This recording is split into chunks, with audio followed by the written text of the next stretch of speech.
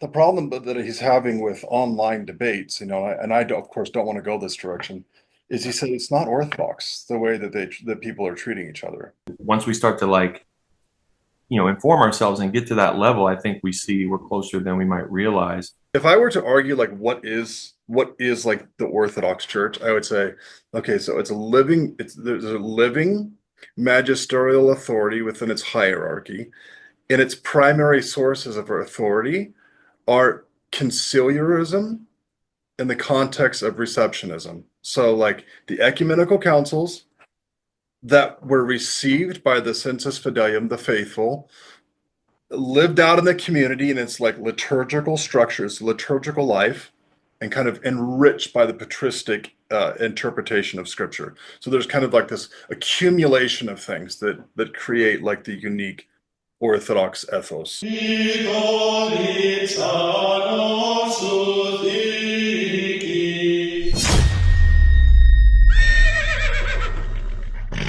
Father Christopher, Hey, brother. good to see you. So we are back to do our final of the series, ecumenism between Orthodox and Catholics. Our last video we dropped on a very bad day. We dropped it on the funeral of the previous Pope Francis. And so not many people got to see that because understandably they were focused on the funeral of Pope Francis. As of yesterday, we have a new Pope, Pope Leo. Your patriarch Bartholomew put out a video. Did you see that? I haven't seen it yet. It was very good, very very loving, very affirming. He re-invited him out um, to take the place of Pope Francis from their previous dialogues, and he called him brother in Christ. He referred to him as fellow Christian. He referred to him as the Pope of Rome. He referred to him as one he loves. He said Axios at the end. So it was very hopeful, a very hopeful starting point for the Pope's new ministry in regards to the view of the ecumenical patriarch. Yeah, I've been tangentially kind of aware. Work's been crazy, and then we talked about last time. We're kind of getting ready for baby number five any day now. So it's been super busy, but been following some of it, and I have seen the questions around is this Pope going? I mean, there's a lot of questions, but in particular, relevance to us, like, is this Pope gonna continue the strong kind of filial affection and work with Patriarch Bartholomew, and is he going to pick up that mantle? And but it was interesting to me that providentially, when the new Pope, Leo is coming in to the onset of his ministry and pontificate, it's so close to this commemoration of Nicaea and what was already planned. And so I do hope that he'll take the patriarch's offer to go together to where Nicaea, is now, or how, and commemorate that. And at the beginning of the pontificate, I think it's providential that at the onset, like I'm saying, begins with this experience and desire. Who knows? Maybe that can set the. In short, I'm excited that at the beginning of the pontificate could be this experience of brotherly, love and affection. So, commemorating Nicaea and the Creed, and how that could potentially shape the course for his future uh, Yeah, pontificate absolutely.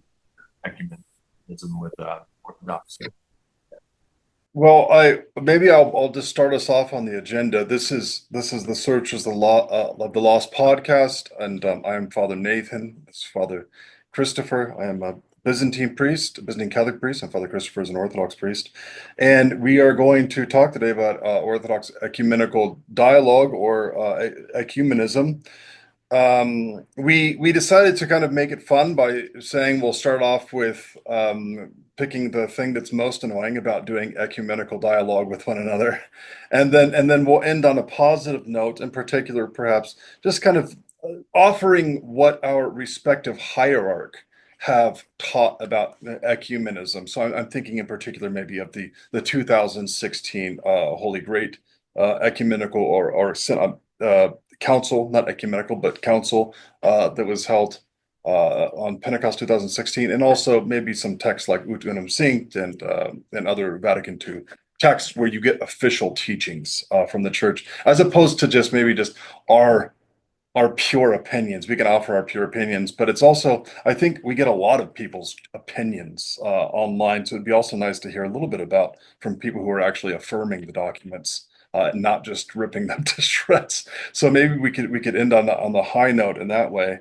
But I know that Father Christopher, you wanted to offer a couple texts to for our searchers. Yeah, absolutely. So the first one is, and it, again, particular to Orthodox Catholic dialogue and ecumenical considerations. This text you actually introduced to me, and it's by Father Lawrence Pentarchy, and it's called His Broken Body. Um, from the perspective of an Orthodox priest and scholar, but I think he really does well to be honest, and to bring in historical data, the popular apologetics on both sides. Half the book is footnotes, and I haven't found a better and more intellectually honest and spiritually centered, I would say, presentation of the schism and the potential for healing, and often what both sides kind of miss out on or mischaracterize. So I just want to, want to put that forward as a valuable resource, for both Orthodox and Catholics, looking at one another's tradition and trying to find, kind of where the real differences are. Because as we've said, all along, it's important that if we're going to have debate, we actually are debating what's true and most important, and not right doing the straw man thing or the mischaracterization. So before we can really enter into good dialogue, we have to be informed, and good information is hard to find out there. But I feel like this book is really really good, and like I think we'd mentioned, I can't remember when in our journeys you showed me this, or but I know that I've spoken to enough folks on both sides that there are some who read this and it was sort of the final straw in a number of texts and things they were considering and praying through, that made the decision to become Roman Catholic, and the opposite, that folks who have been from the apologetic standpoint and decided to become Orthodox. So I feel like that bodes well for the content that it's. You know what I think's interesting about that comment, is of course, Father Laurent doesn't come I don't come to the exact same conclusions all the time as Father Laurent is. But he is the most fair. I mean, I might not agree with every conclusion, but he is the most fair that I've read in regards to a whole text. Um, and yeah, because you might go away from the text thinking, yeah, I buy into his model of ecclesiology. It seems to be that the Orthodox land closer to kind of more consistently the same teachings or something of that sort. Or you might read it and go, hey, we're way more alike than I realized in this whole idea that the Orthodox and Catholic churches are totally dissimilar is false, and that might drive you more towards the Latin side to say, hey, they've been unfairly caricatured. I have a different ecclesial model than Father Laurent, but he certainly makes a strong case for his position, and he has plenty of there's plenty of times when he demonstrates that there's a lot of consistency between the two churches. Yeah, and what's, again, I don't want to belabor this, but what's great is that typically you either have very scholarly, like kind of high entry level, works of a lot of nuanced history and things that assume a certain, content expertise for the reader, or a certain level of, knowledge academically or whatever. And then you have like just the really low level pop apologetics, like the pamphlets or even the books that, um, are become at some level intellectually dishonest on both sides. I mean, I've seen both, and he really brings the two together in dialogue. So like a couple examples, right? This idea of like, well, Orthodox, like we believe in ancestral sin, and Roman Catholics believe in original sin, and so it's totally different. And a lot of that comes from, and most people who even like maybe perpetuate that apologetic or who, um, articulate it in conversation at coffee hour or whatever, don't even understand the history of how it came from the work of Father Romanides, what he was trying to achieve in it, but there was some unfortunate consequences for, pun intended, I guess, of his work, and but it becomes this apparent dividing thing when it's really not, and or um, like indulgences, this idea about indulgences and their abuses, and um, Orthodox not understanding that, unfortunately, in some parts of our history, we've had some of that too, and and and so where's the authentic teaching with these things? And once we start to like, inform ourselves and get to that level, I think we see we're closer than we might realize. And again, you conclude what you conclude prayerfully, hopefully, but having the best information to be informed, right? That's the goal when you're discerning. So yeah, I'm a big fan of the work. And did you want to mention, you said there was another book too. Did you want to mention that, or is that This is a book that I always recommend to folks who are exploring the East. Um, it's by Kyriakos Markides, Mountain of Silence, and I love the book because it's this narrative of Markides' kind of nominal Orthodox faith that he's raised in. He's from Cyprus. He comes to the States. He really embraces, the more materialistic worldview, and kind of lets go of his orthodoxy. But as he's studying, he gets drawn to social sciences and then starts to pursue his PhD. He comes back around to the metaphysical and the spiritual, and he starts to study healers of all stripes, shamans, and everything. Well, long story short, he ends up back full circle, um, at his home, and then eventually Mount Athos. And it's a story of his reversion, or maybe, in some ways, his conversion for the first time, at least with intention of understanding the Orthodox faith. And so a lot of dialogue in there with about Saint Porphyrios, Saint Paisios, and as he's sharing his narrative, his story, he's also sharing the dialogue with the monks on Athos, and in particular one spiritual father that he ends up adopting, Kyriakos, and so it's almost like a glossary of Orthodox terminology. right?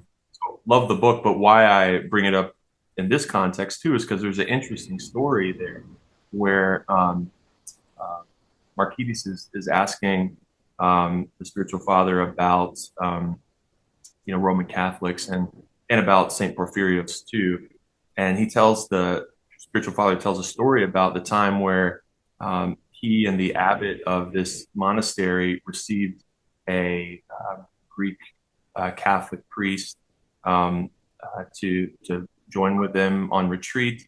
And it says in the story that he they didn't want to scandalize any of the brothers, so they didn't tell them. But he, dressed as a monk. He participated in the services. It doesn't say whether he received communion or not, so I don't want to make an assumption with that. But essentially, they were saying he spoke better Greek than most Greeks, and no one could tell the difference. And so he really wanted to meet St. Porphyrios, and so they set it up. St. Porphyrios hadn't met this Greek Catholic monk before, and as soon as they walked in to visit St. Porphyrios, the saint, called out his name, welcomed him, and the Greek Catholic monk, started to see that there was something very spiritual and deep and mystical going on with this guy. And eventually, St. Porphyrios goes on to tell him specifics about their monastery back in Italy, and specific dangers of the monastery being crushed by this giant rock, and how they might go about, or how to solve the problem and how to mitigate it before it destroys their monastery. And the Greek Catholic monk was just like blown away. Like, how does he have this kind of knowledge, foreknowledge in this? And so he went back and informed his abbot, and they followed the advice, and they discovered exactly as Saint Porphyrios had said. And so it preserved that monastery. It saved it from being destroyed and maybe saved lives, you know? And Was that the monastery of Grottaferrata or a monastery on Mount Athos from the monks of Grottaferrata? no, no, no. This was back. Yes. Is this the one on the Amalfi Coast? Like is that where? Well, the one in Grottaferrata is where if you have a Telegreek not monks, Yeah. they're going to be from Grottaferrata, and they then were Yes. they. Yeah. It wasn't the monastery on Mount Athos. I've never been aware Okay. of ever been a Greek Catholic monastery on Mount Athos. I couldn't imagine there would have been. I know it was a Benedictine Oh, it was one, a but Benedictine, yeah. yeah, but no, this was back at his home. So he was visiting from Italy, but he Yeah, I drove. wonder what that could be. I'm trying to think here. Yeah, I don't know because it's a pretty flat land. But it could, it could be. It could be part of the castle because it's surrounded by a castle. Yeah, yeah. It could have been part of the castle. Yeah. Yeah. It's a couple pages of a story, and I might be butchering it a little bit, but folks can check it out. If they want to read this book. But the what is interesting about it, right, is that uh, Saint Porphyrios isn't uh, coming with this condemning type of attitude, or even like, I mean, I can imagine certain folks on the Orthodox apologetic side, you know, being like, yeah, that monastery should be destroyed. Like, these are heretics and they're perpetuating heresy, and they're, you know what I mean? And, again, I don't want to read too much into it, but just understanding that the Holy Spirit inspired Saint Porphyrios to offer this counsel to save this monastery and the work of the monks there. I mean, God's providence is a mystery, to be sure, but I think that's the point, is that it's a mystery, and we have to be careful and sober minded and look to the examples of our own saints, and see, how they interacted, in the context that, the, especially the contemporary Athonite saints, they're closer to our times, and so they speak to us in our context in a way that is unique and contextualized. I think, a lot more appropriately than when we go back and um, it's not that there's nothing to gain, right, from what past fathers and saints have said about Orthodox or Catholic, right, in our history after the Yeah. schism.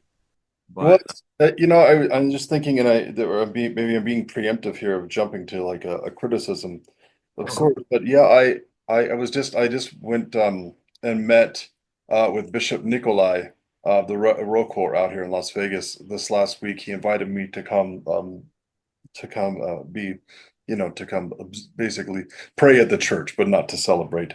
And we spoke after and sat and talked for a couple hours. Very, very, good man. And I told him about the debate we're having coming up here. We're going to have a debate coming up between Ubi Petrus and Voice of Reason, and that's going to be on the 17th. It should be live streamed from Ubi's channel.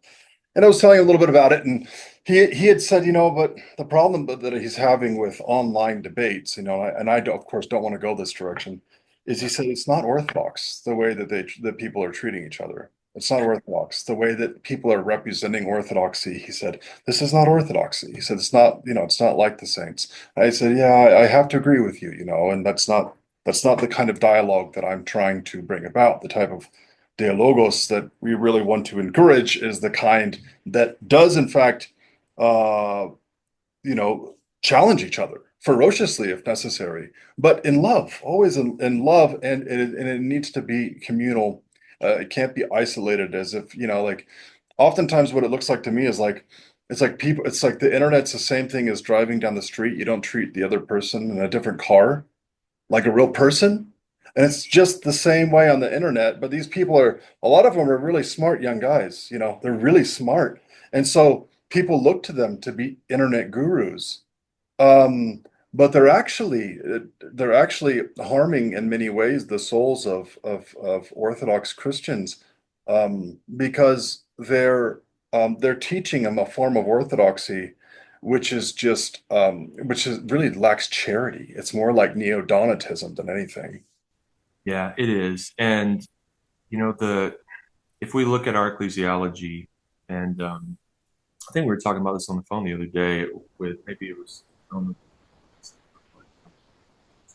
but the idea of the local parish is the fullness of the Catholic Church. It's not a part of it; it is the fullness of it, in the sense of the entire um, Catholic experience is that's where it occurs. So it's both particular and universal, and but we can't count. We can't have one sort of overemphasize. And I think the problem with the internet is that we have this universal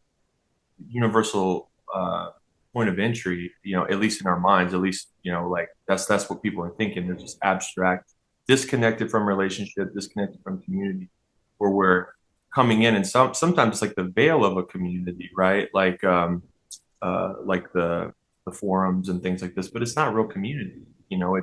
It's so you're connecting, via typing or debating, kind of what you have a problem with or whatever, but it's disconnected from other normal, behaviors and rational and communal, like, you know, socializing and stuff like that. And so it's easy to fall into like weird things that, like, if you were sitting, across the table from somebody, like you wouldn't do that, right? Like, you wouldn't have that kind of boldness or like, No chance. Today I shouldn't have fallen for it, but I had a comment on one of my videos, like this is on the anger video I put out. yeah, It's like it's a pretty heady video. And it just I could tell it was a teenager evangelical, definitely. He wrote like, "You need to read the Bible. Um, uh, if you read the Bible, then you wouldn't just be giving self-help, and you need to follow the 12 commandments." And I'm like, "All right, the 12 commandments. I'm taking the bait. I have to see who this guy is." So I click on it, and it's like the stuff he's watching on YouTube. I'm like, "Oh, brother, this guy's like." Struggling and definitely a kid, definitely a kid. So, that yeah, were he wouldn't have interacted with me like that if he knew me. He wouldn't have assumed I don't read the Bible, that I'm just giving self-help, right? But he's just like, I don't care enough about you to look into that. I'm just going to say this thing about you. Yeah. it's the form itself, and it could be right. I mean, like, we can't be hypocrites. We're utilizing it right now. So there definitely can be fruit, but I think that it's just about like having that vision in front of us of what is community. And so, if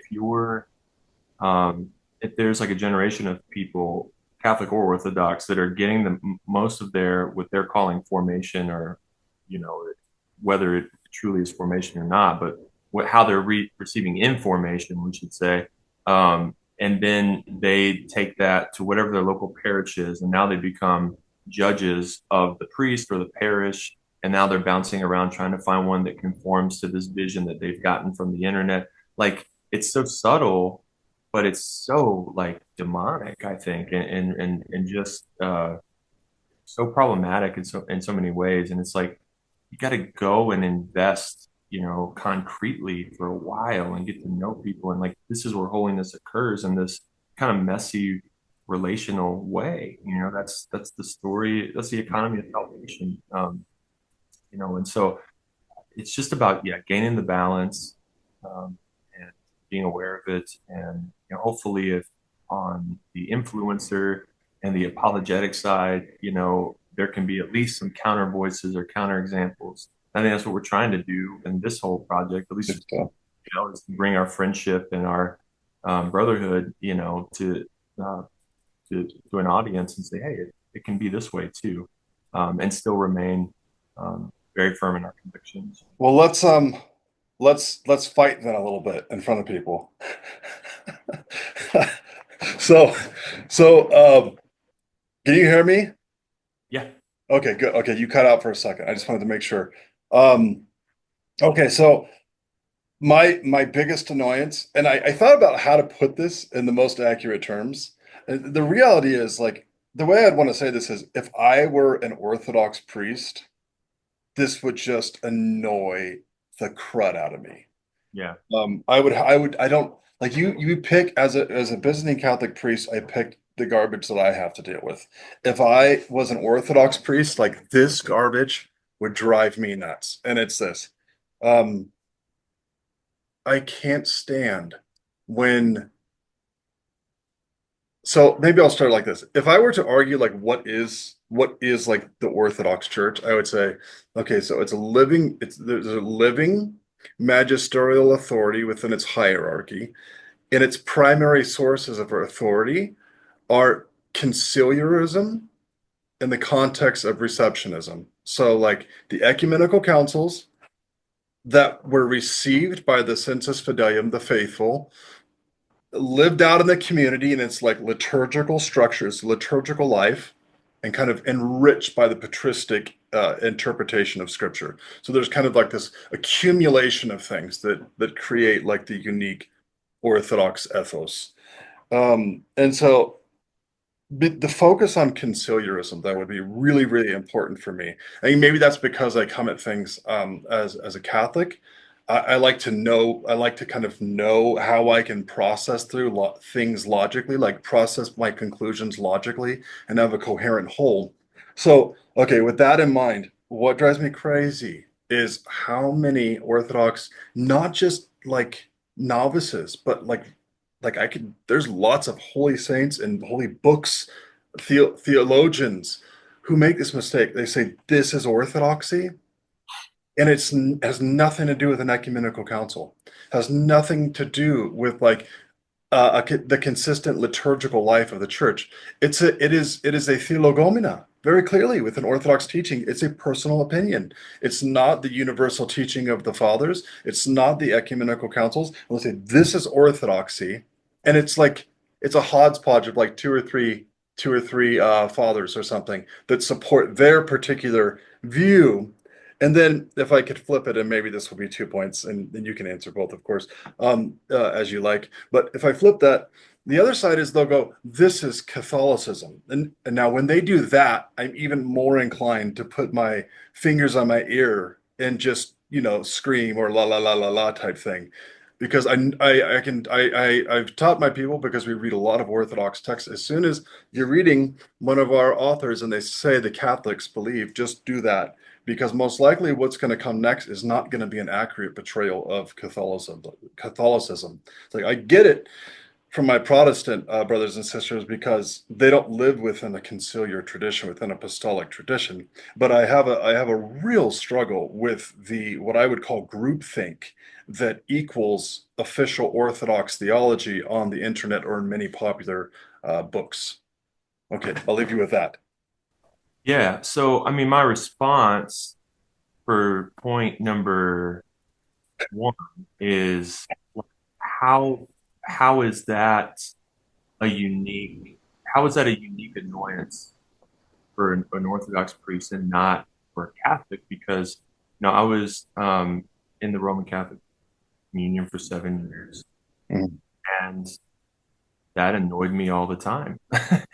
Like Catholics saying this is what Catholicism is, and it being some version of it that wasn't holistic, that was reductionistic. And so, why, like, help me understand from your perspective how that doesn't, it's not an like equally problematic phenomenon. Yeah, because you won't. I don't think you're going to find. I don't think you're going to find. So I think you can find that.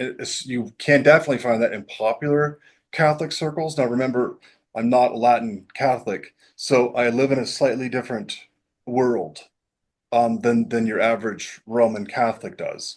But you're going to find that though. I know you can find that. I see it online all the time, um, especially with like people telling me about what kind of Catholic I should be, right? And it's like usually like uber traditionalists like want me to be a certain way, and I find that super difficult and problematic and annoying and all the rest.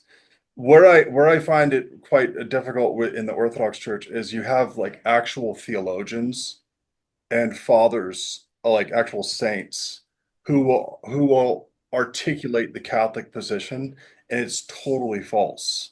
Whereas I don't find theologians in the Catholic Church writing about the Orthodox theology and completely mischaracterizing it. I agree 100% that on the whole, it seems like Roman Catholics better, like scholars, saints, hierarchy. I mean, this is a big generalization, but it seems like there's more of a understanding um, from the Roman Catholic side, and maybe more widespread ignorance on the Orthodox side, um, from what I've seen. But again, I think our contemporary scholars and folks who are engaged in these um, Roman Catholic Orthodox dialogues, like domestically with like USCCB or even like wider with the Vatican and stuff. I think they have that, but yeah, it's just a matter of how that trickles down to the faithful too, and how it informs um, different initiatives and things like that. So yeah, it's annoying to me. I see it, and because I was Catholic, or Roman Catholic, in the communion for the time I was, like I feel that I have to educate, my Orthodox brothers and sisters about exactly like again, the ancestral sin thing is these are things where I'm like, we need to focus on the real issues. That like Yeah. but I will say in defense of Orthodox, and this gets to your second point, Hmm. that while it's true that you may see a book or a pamphlet or they're like Catholics believe this or Catholics are like this, and this leads into my probably biggest issue with Catholicism is that that saint or that scholar or whoever's writing that, they could be it could be true in the historical context that they're in, you know and that while you can go to a modern Catholic catechism and say, no, we don't believe this, right? Like, we don't, this is what we believe. Like, throughout history, there have been times and places and proclamations and bulls and, document different things that appear contradictory, you know? And so, I guess my biggest beef, is that because of this non-contradiction, sort of emphasis and this indefectibility doctrine, like there are times where I feel like the Catholic Church implicitly, can say they were off, and it's usually implicit because they have to, under the rubric of development, kind of further nuance and explain something, right? And it's still under the same name or doctrine when fundamentally there's been a huge shift, but they're kind of forced into this explanatory thing because you can't go back and say we were just wrong on this. When it comes Is to this our, by the way, have we moved into your annoyance? Is that what's going on right now? yeah. So yeah, what I was thinking was I was going to respond to your stuff, and Yeah. then mine, and then you respond. But maybe you wanted to respond to my responses, so if you want me to chill No, I now. just wanted to make sure that you had moved on. I just wanted to make sure that because I knew because I was like, this sounds more like an annoyance than a I think rebuttal to my previous statement.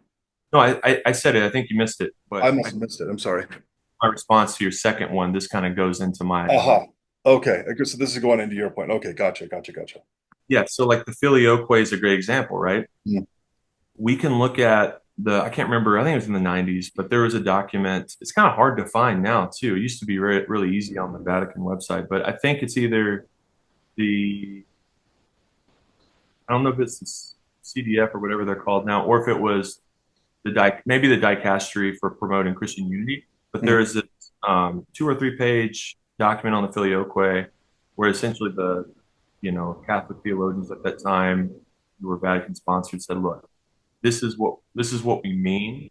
And yes, historically there was an emphasis on this side, but now we understand this filioque to mean like through the Son, and kind of get into this more nuanced and more developed understanding that Orthodox could in theory get on board with, qualified that way, right? But the problem is that filioque, it stays the same. And when we go back, like, and you can even, right, you can go back and point to Western fathers and Western saints who used and were fine with the filioque or promoted it, and even use them as the case and say, hey, like they're representing this more reconciled view that Orthodox can get down with, and so therefore it's always been this way. But I think there are like demonstrably like periods of time, documents, popes, bishops, like, right, where local councils that define it in the way that is problematic, and um, those aren't condemned or anything. They're just like sort of like, no, this is how we understand it. You know what I mean? And so it's hard because it feels like there's not, and the same thing with the papacy. Can Like, I address that one, or do you want to wait? no, you can go ahead. Yeah. Okay, so without trying to go too far down the road of the filioque, I'm not an expert. Me either. I have read the majority of the fathers of the Latin fathers on what the filioque is. So I do know what at least the fathers all the way up into the time of Bonaventure believed. So I know the Latin tradition all the way up to the point of Bonaventure. Okay, um, I I wonder what's really I don't just to be honest with you. Here's my initial thought without going too deep into this thing. I don't really see a contradiction in Augustine. So Augustine, for example, believed that there were two principles.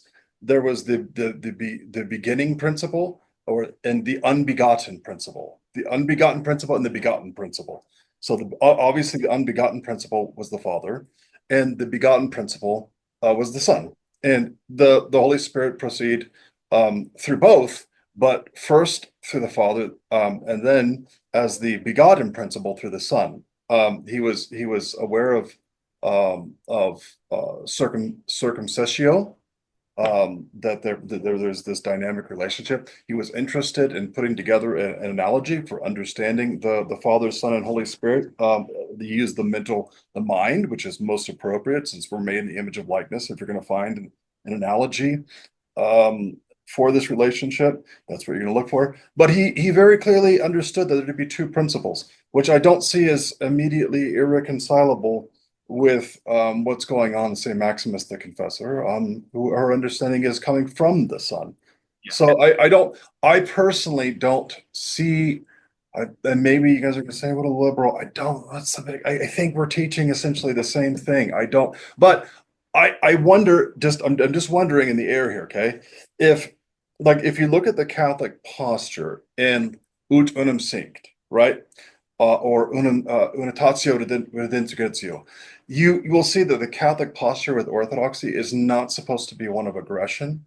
It's not supposed to be one of hostility, and even in dialogue, um, like we're almost supposed to like concede points if it doesn't compromise our faith.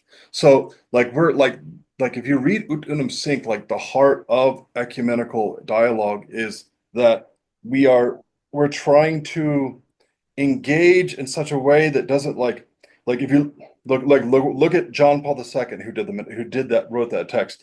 He goes around and just apologizes to everybody. He just like spends years apologizing. So he's not as interested in like getting justified in like the past of our Catholic history as saying, well, how can we work from here? So it might, just in my mind, the way I've reconciled the filioque, at least at this point in my life, with orthodoxy, um, it might be that the document is simply not interested in trying to justify all of the things in the past, and will very honestly tip its hat and say, yeah, there were definitely things that went wrong. I mean, no one's going to argue that the Franks, that the Carolingians more specifically, were like not out of line. No one's going to say that. So, like, of course, we'll tip our hats to that. But is it actually, are they actually admitting a contradiction within Catholic theology? I don't know. You would have to tell me if you think that's the case. Okay, and just maybe at some level, or I mean, I don't know if I'm the best person for this or if you are, but we could do a whole video on the filioque, and I think there's some rich dialogue there. And I think what again, what sort of where the Roman Catholic Church has moved, in my mind, to the understanding and again, it as you say, it's rooted in Western fathers too. But just because like you in your modern situation can survey the Western fathers and come to this understanding of reconciling the filioque, right? Like that's one thing. But to be clear, my annoyance in this case I'm saying is not so much the filioque. I think I do have issues and we should, talk through That's them. what that's why I probably should have not gone off onto that subject too much. My point in bringing it up, it's hard not to, like, it's just such a, Yeah, it's tantalizing. but my point in bringing it up was not the filioque itself, but the phenomena, right, of Yes. say you're like Yeah. everyone knows Franks, but the church does the church go back to these councils or to these authoritative statements and say this was wrong? Yeah. Different levels Yes. of that, right? But there are certain levels of magisterial teaching. Yes. I would say, as an Orthodox, if Rome was honest in its, and I'm saying this in a generalized, but like if there was an honest ability to do so, could say this document and this local council was wrong, or this was I will condemn this now. That's a lot of like you said. That's not the posture. The posture is like, well, we kind of know this was wrong, but let's just start where we're at here. Very Italian. But the problem is Yes, I get you. Yeah. traditionalists and others will go back and say, wait a minute, Yeah. so many issues like that. And so I think that's my biggest annoyance. I don't think it's an impossible situation. Same thing, like you're saying with Saint John Paul II, with Benedict, with Francis, like all of them express this understanding of wanting to reimagine, quote unquote, the papacy and papal primacy such that it would cohere more to the early church model and invite right the unity of the church. And but the problem isn't that these men and their selflessness and their desire for unity are trying to reimagine. It's like that if they have a successor that doesn't have that right opinion on the books, they can revert back because the root of the issue hasn't been addressed and officially said like this is no longer, so that's, I think for me Yeah. that's the biggest problem. um and one could level that critique against orthodoxy, but I think what the ecclesiology hangs on is different, Yeah, absolutely. but there's more of a potential house of cards situation in the Roman Well, Church. you could see what you're saying is just true. Like we'll talk about this in a little bit. But just like point, um, like the recent council, the Great and Holy Council, 2016, Mhm. clearly affirms ecumenism and like at the level of honest dialogue and like encountering one another as Christians. Like, but if you look online, you'll think ecumenism and orthodoxy is like the most evil thing in the world. So, like there's the people are they don't respect. It doesn't seem to me that they respect the teaching of the bishops. Now you that's say also, but also you see that's happening in the Latin world, like for sure, right? That's obviously happening, but it's different. And it's a different posture. It's like one just like okay, whatever. They don't even bother bringing up the text like within Orthodoxy. They don't even like bother bringing up the fact that your bishop all just signed off on this thing, or like that they're involved at the World Council of Churches and like that they signed off on it, right? They don't even bother doing it. It like within Catholic, within like the Latin world, they'll straight up they're like, no, Pope Francis said this thing, this specific thing, or like JP2 did this specific thing, and that's really problematic for the Catholic faith because they're focusing their source of authority in the Pope, right? Whereas like when the Orthodox disrespect their bishops, it's like, well, there's no, they don't have the authority of the Pope. So they don't even bring up what they said. They just kind of move on. Does that make sense? I mean, I know that sometimes, makes sense to you. yeah. I mean, and it cuts both ways, right? I mean, you can. I've again, like I've had Catholic friends and who and folks I know who are just like, yep, just after whatever, whatever pick whatever controversy of Pope Francis, like they're like, yeah, we just ignore him, we don't listen to him. Okay. Like that. I mean, everyone, I guess, at some level can do that. Yeah, but the Catholic is stuck with more of a like a like their conscience is kind of in toil. What There's do a you little bit more toil in the Catholic mind, I think.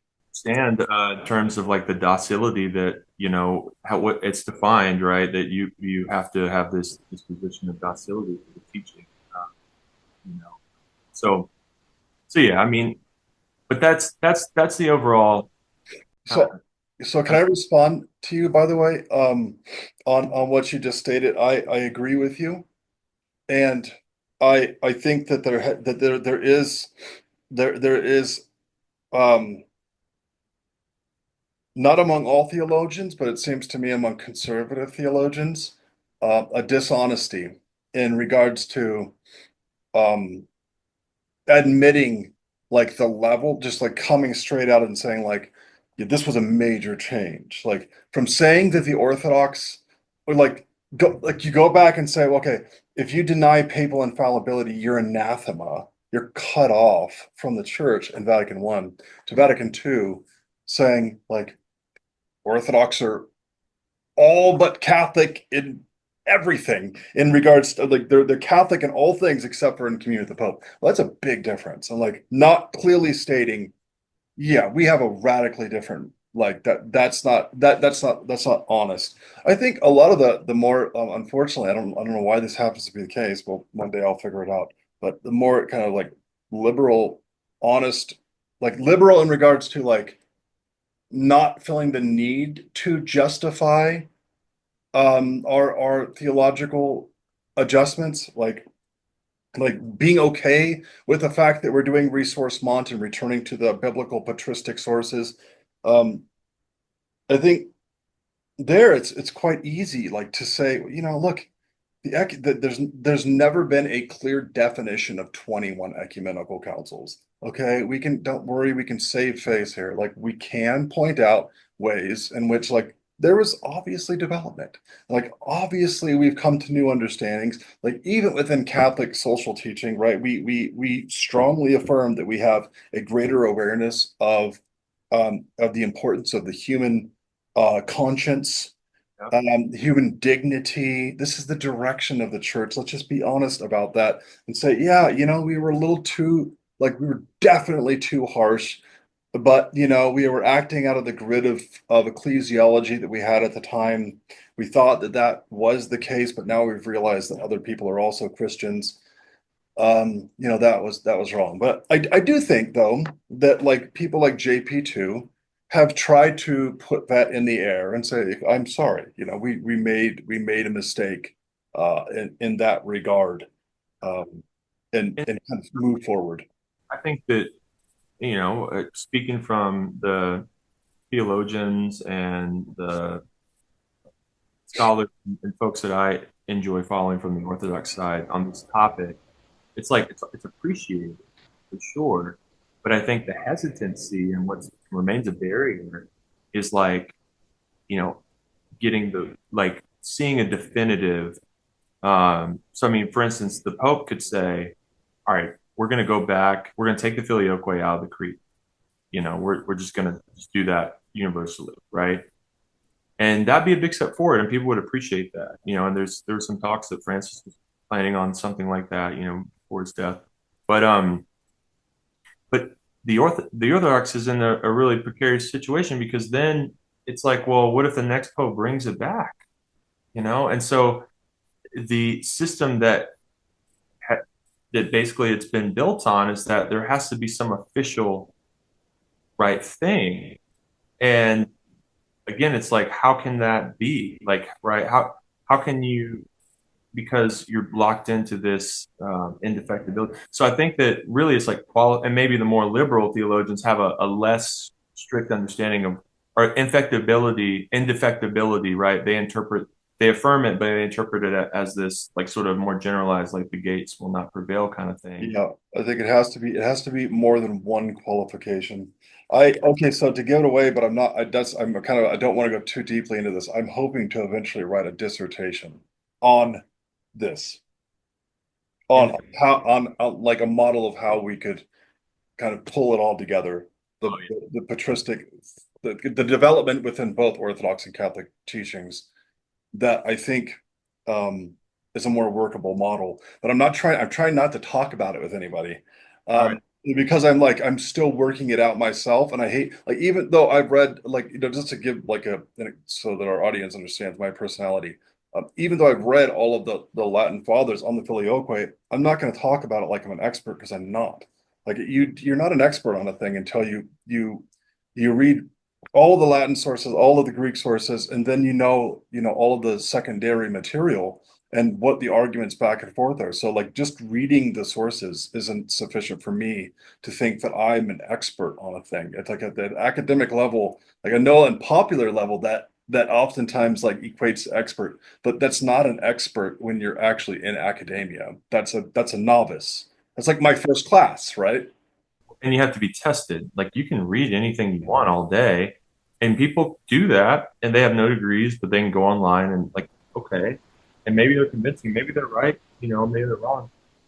But the virtue of academia, if it's done well, and we know that there's been a lot of compromise, but in theory, the virtue is that you have this process of being tested, like so within your cohort, like in your program, your doctoral program right now you're in, you have your cohort, you have professors, you have your papers you're defending. I mean, so like you're being tested, and that's important that you show that you haven't just read it, but you have a facility with the information and can actually be coherent and bring something creative to it, and in doing so demonstrate your competency. So I think that I'm still a believe in it. If you have a PhD, does it mean like you're infallible or that you should be listened to? I mean, no, there's plenty of psychos with PhDs too, but I still stand by the um, like I'm not ready to like some maybe to throw academia as a whole paradigm out the window. I think it still can be done well, but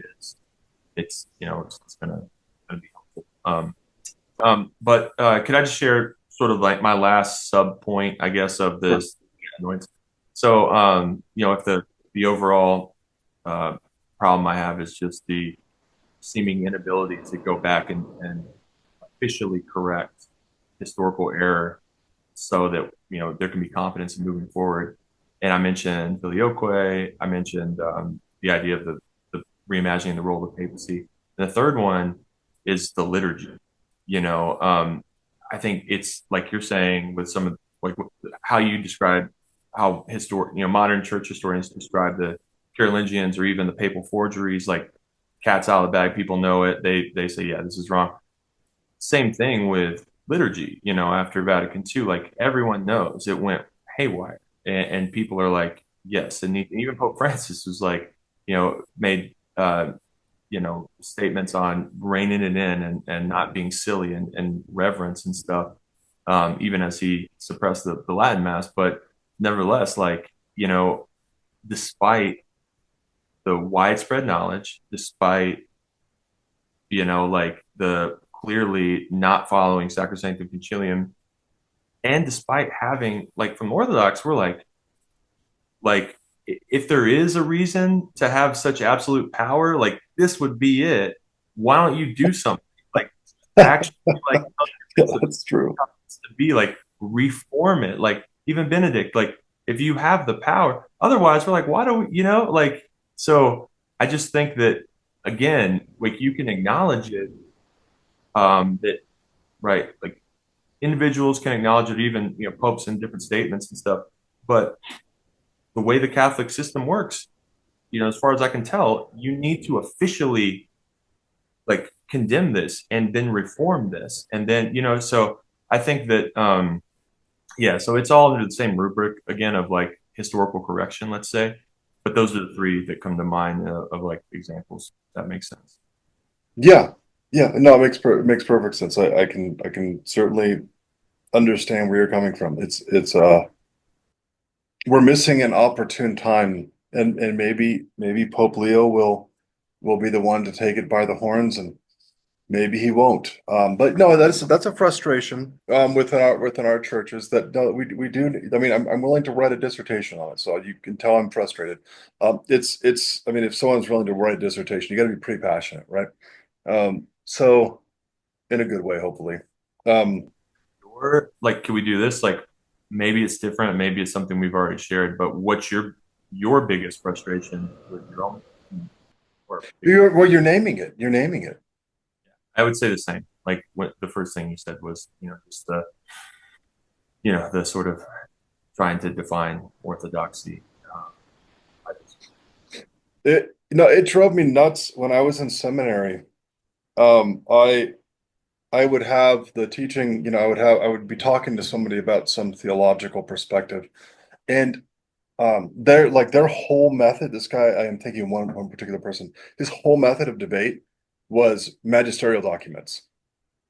Like he didn't allow scripture to enter into the conversation. He wasn't interested in like the fathers. He wasn't interested. It's just what did the magisterium recently teach, and that was his whole method. Like, and he didn't see all of the holes that come with that, like all of the updating that we're talking about, and the fact that Christianity's always had a much broader source of tradition. I mean, all of the Vatican II, the fathers of Vatican II, by the way, were they were all very aware of the tradition primarily being grounded in like prima scripture and the tradition being complementary to that, but being multifaceted scripture and oral slash like liturgical life tradition being part of the whole package. But it was that the whole source of the life of Christianity came from that, and they're all very aware of that. But this kind of like papal centered theology that's how you're going to do your theology was never the mind of the church. That was never the mind of the church. And unfortunately, one of the results of Vatican I, it has been that you have Catholics who are underwhelmingly poorly educated in the sources of authority, which are the scripture and the fathers, in regards to like the things that have to do with their daily life, which is most important for me to have people focus on as a pastor.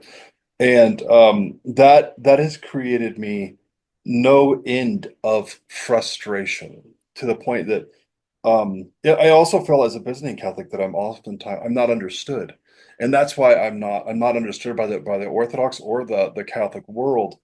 And that's because I am honestly engaging both sources, and um, I don't fit into the narratives of either very well, and because of that, like I kind of want to take this thing one step at a time and unveil this thing with like over an extended period of 3 or 4 years, as opposed to just kind of here's everything I think at once. Because if I do that, then people are going to jump to all kinds of radical conclusions instead of letting me let me deal with one issue at a time to unfold how this thing works. yeah, for sure, for sure. But I get it. Yeah, yeah, it's frustrating. It's definitely frustrating for me.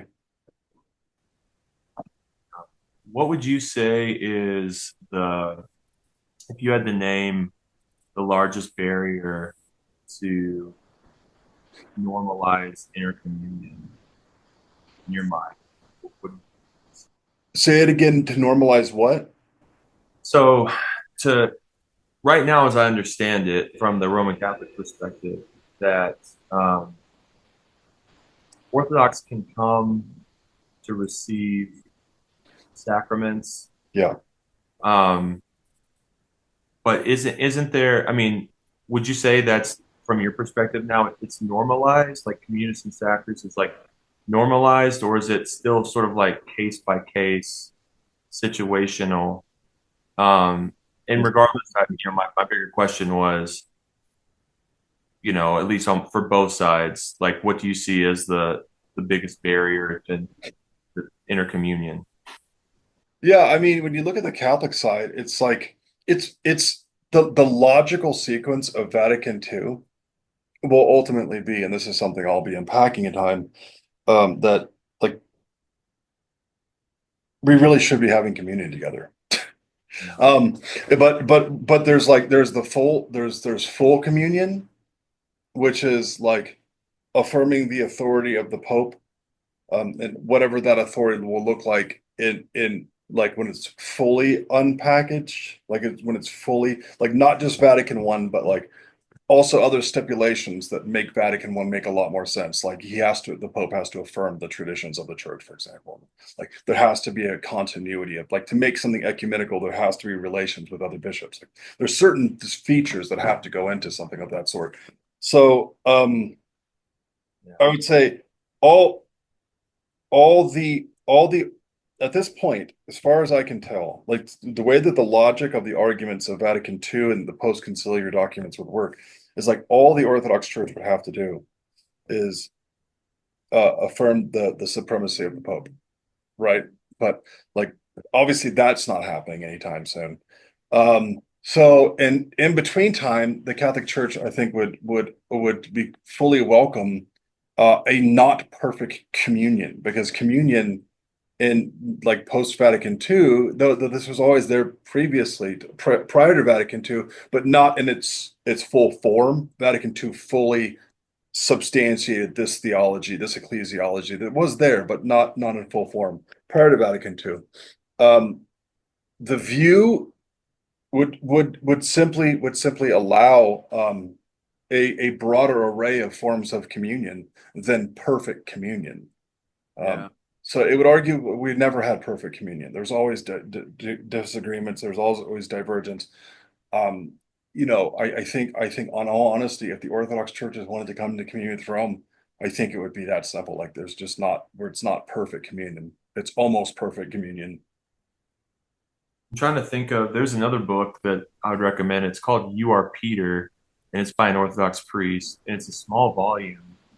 There's a French priest, Olivier. I think Olivier is the the author, and he's from that school, a Parisian school, I believe. But it's great. It's from an Orthodox perspective of like what it would look like to come back into communion with the Pope as the first among equals, um, but functioning in the ancient way without the supremacy of jurisdiction. The supremacy of like appellate jurisdiction, but not as it exists according to the official interpretation of Vatican I. Have you read that before? Oh, Olivia Clement.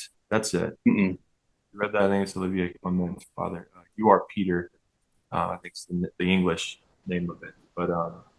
And it kind of also does a good job of summarizing the past popes' statements and invitations. Uh, Yeah, I mean, and well, that's part of it is like, see, that's where the community is like we're still working out things. Like I would say my perspective, and gosh, I really didn't want to get into papal stuff. I've done such a good job of not letting people draw me into this mess. But I'm letting you stinker. Um, I would say that the primacy of honor is definitely has to do with potestas. It's not simply like the guy in the room who has like we tip like we all like say, hey, you get to speak first type of a thing. I- Um, that annoys me when that's historically dishonest. Like that, it's almost like that. There's just like it's just purely cultural or something. Like, no, like Well, to be obviously, honest, I think that's what Clunterwork's arguing is that I mean I think that it's and I if I'm just honest with you, I think it's quite distinct from the Greek tradition. I think that's a Slavic way of interpreting the ecumenical councils and not consistent with the Roman and Greek interpretation. yeah, I would disagree, and I can just say this, then we can leave it. So Okay.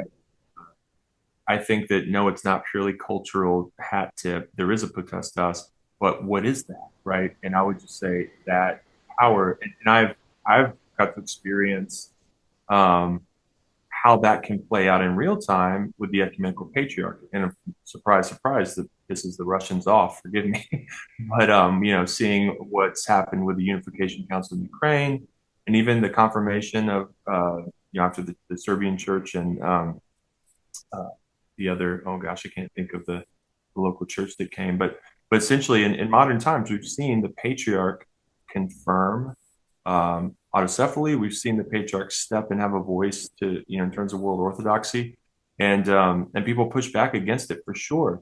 But I think that in my mind, and so people could say, well, the ecumenical throne is just trying to be like the Pope, and I would say he's trying to do what his canonical privilege is as the current first among equals, be a unifier and be the ultimate jurisdiction of appeal, right? So, like in Ukraine's case, we don't have to get into this whole thing, but it's like years of appeal, all kinds of stuff happening. They couldn't get it figured out. Moscow clearly, having a state agenda to suppress and all of that. And eventually, as the canons would, give that privilege, the ecumenical throne comes and heals it and confirms and does what that first among equals, what Peter should do, as the I head. So I think that so I would just say like I don't think you disagree with me. what Maybe I'm wrong. You said you disagree with me, but it doesn't sound like you disagree with me at all. agree with your take of Clinterworth, because I think that his what I'm saying and what he says in his broken Oh, body does align. But the power, the right, the let's okay.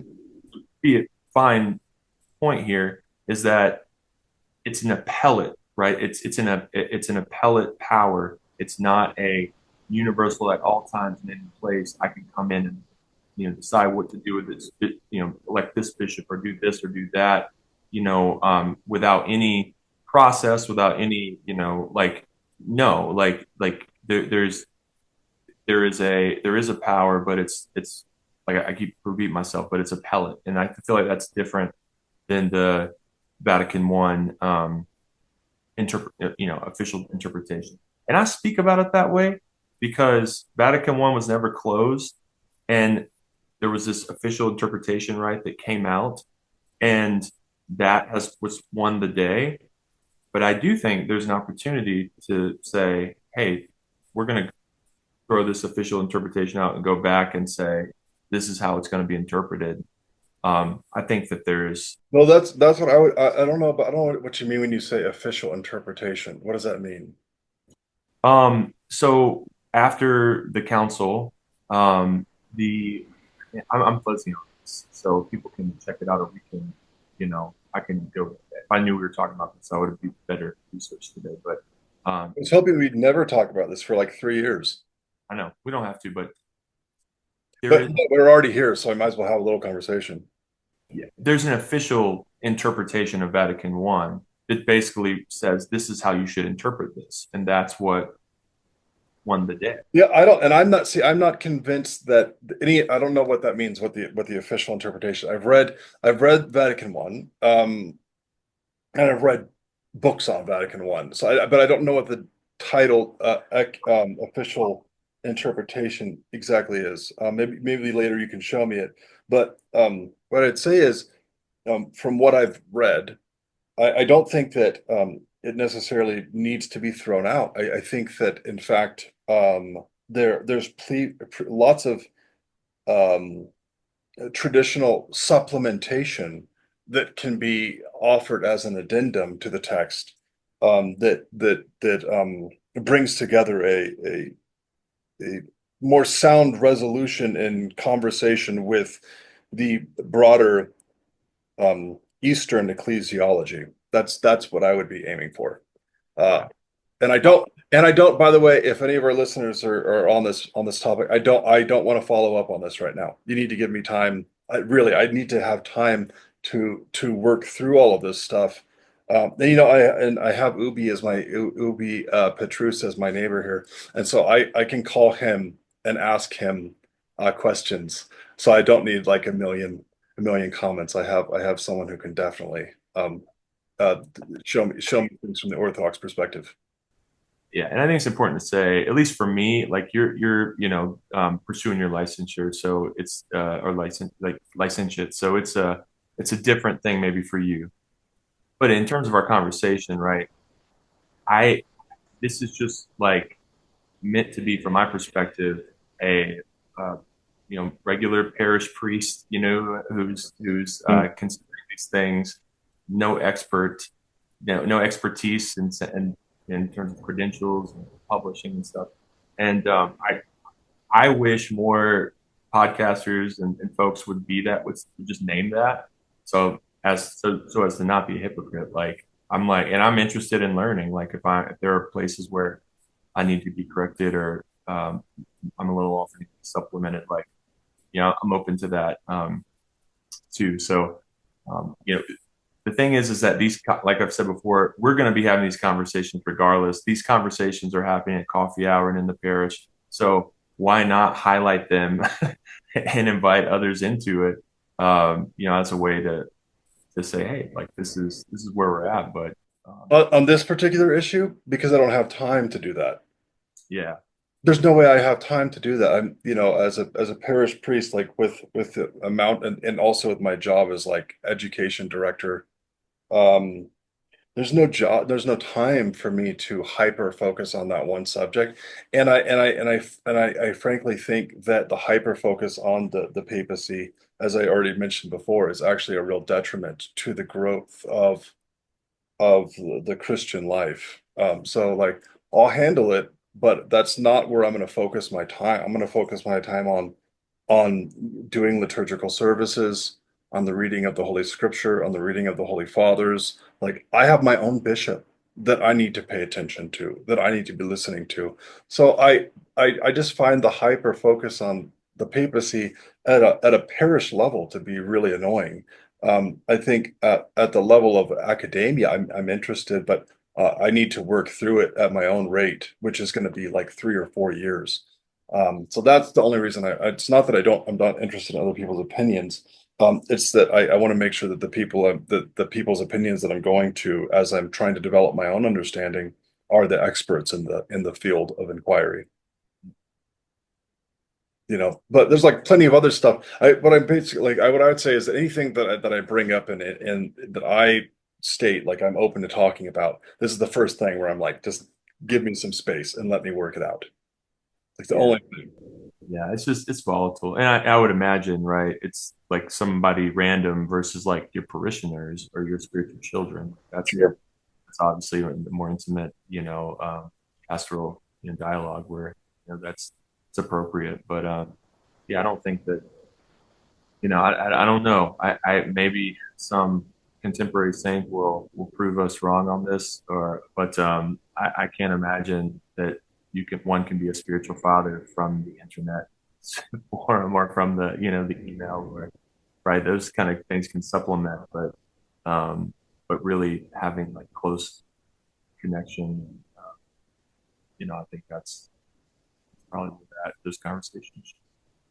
Um, Do you want to yeah, wrap up with just some statements from like the Great and Holy Synod of 2016, and maybe some Utinum Sync stuff, any of that stuff that you think would be helpful for our listeners in regards to understanding the official teachings of the Catholic and Orthodox respective churches?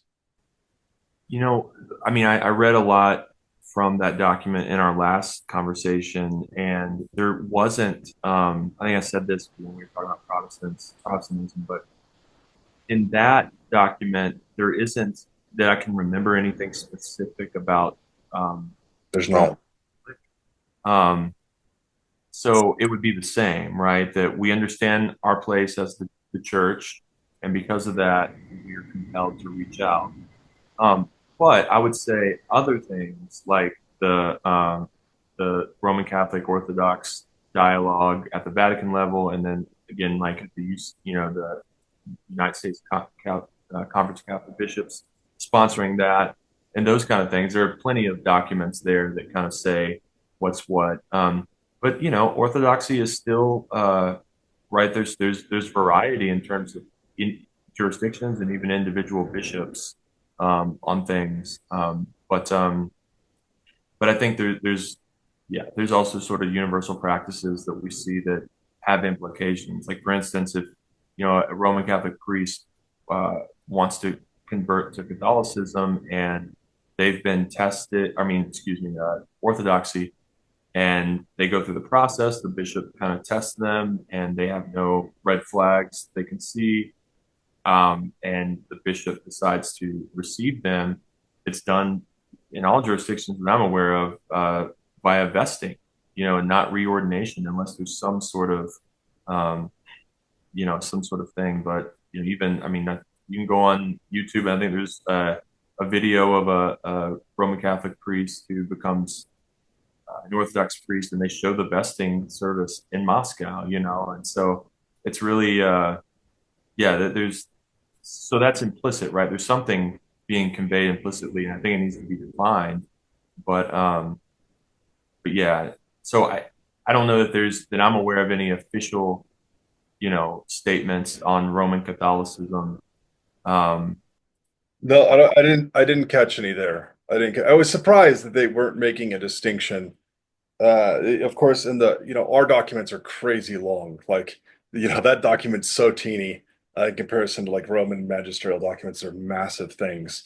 So there's a lot to be said about the Eastern churches, about, the closeness, our most close brothers and sisters, the Orthodox churches, the love and fidelity and trust that we have in these churches, their spirituality, their tradition, their theology, what it brings to the table, the unique individual relationships, the necessity of open dialogue, the necessity of listening and not just talking, the necessity of taking a posture which isn't um, just purely aggressive and apologetic or polemical, but the non-necessity of converting, the affirmation of the fullness of the Orthodox churches, excluding its communion, which certainly matters for a Catholic mindset, because in our mindset we want the church to be completely united in one. So is the Orthodox Church, but there's just that last little kind of addition I would want to put there, that little caveat that the text definitely say that we need to be in full communion under the authority of the Pope. right. So that'd I, be the current statement there. Yeah. I was just reading a little commentary on the what went into the sort of source material um, for the document on relations with the non-Orthodox churches at the Great Holy Council, and the commentary talks about Vatican II and the Catholic influence and wording and approach and things like that. So I think again implicitly there is and I would say most Orthodox jurisdictions would have this at some level where there's a hierarchy of priority in terms of relating, right? So how the Orthodox would approach ecumenism with Roman Catholics, or the Syrian Church of the East or Orientals would be different than right the something. So I mean, I think we can say that 100% that Orthodox have a hierarchy of priority because of the apostolic roots and the closeness there. So I feel confident saying that. Okay. Yeah, we'll have to pick up back at some point on Clinterwork's perspective on our interpretations of Clinterwork's work. I recall, by the way, why I was thinking about this, because he has like a proposal that like there's a priority to the pre-Nicene church, if I remember correctly. I remember it was like 13 or 14 years ago when I read this book. Um, but that's what I recall. So I saw in his like his like his main focus of ecclesiology was on the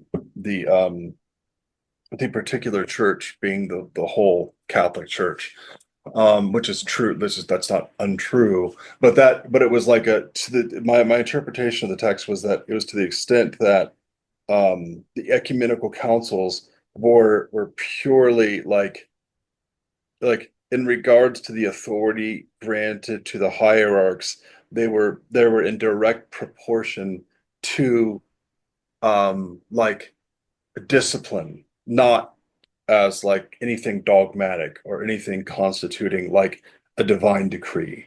That was my interpretation of him, but this was again like 14 years ago. Yeah. No, you're saying that Father Laurent would say that there's not dogma defined as binding in the councils? No, no, no. That in regards to this was a long time ago. Okay, I could be wrong.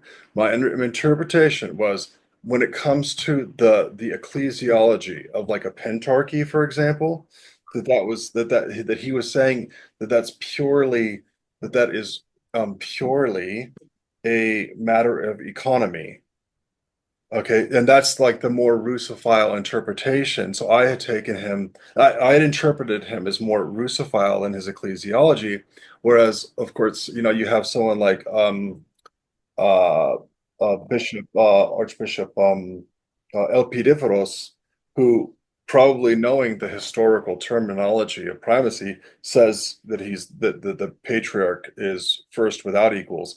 So it seems to me that the Greek ecclesiology takes more seriously the what honor is and what that potestas entails than the Russophile distinction. And that's why there's that sees the ecumenical councils as more regarding that in regards to the Pentarchy at least that regards the economy, and so that seems to me to be why you have a variance of interpretation in regard to, for example, the decision of the patriarch to give autonomy to Ukraine, because he understands himself as having a kind of primacy that has real power, whereas the like the Russian ecclesiology, as it's developing, seems to emphasize the the um, uh, the kind of less authoritative interpretation or less theological interpretation of what the Pentarchy is. Yeah. They certainly don't whenever they put themselves as fifth place. So, but Moscow. But I Mm, wonder what Father. We should have. You should get him. Ask him if he could come on. Like we should have a conversation with Father Laurent and see, because it could be a little anachronistic. Like even if some of the stuff is aligning with what yeah, they file. yeah, that would be great. I mean, to have him on and discuss the difference between the two, or if he thinks they're compatible or incompatible, would be awesome. Yeah, I think we should. We should review. I haven't read that book in a lot. When you said 14, I'm like, golly, I think it's been that long since Yeah, yeah, I refer to it here and there because it has just chock full of stuff. If there's like a particular issue, some a parishioner is asking me about or whatever. But we should three of us talk, and then he can be our professor for the yeah, show. that'd be fun. Yeah. Sure. Well, Okay. I don't know that we've tied up anything with a bow in terms of Orthodox Catholic ecumenical relations, but maybe it's the different, less apologetic focused side of the coin. So Yeah, it will be yeah. I enjoyed speaking with you as always, brother. Well, thank you so much, and I did as well. I hope this comes out. I really do. Because the vocals on your end, they're cutting in and out as far as I can hear, but I really hope it comes out because it was a good one. Yeah. All right.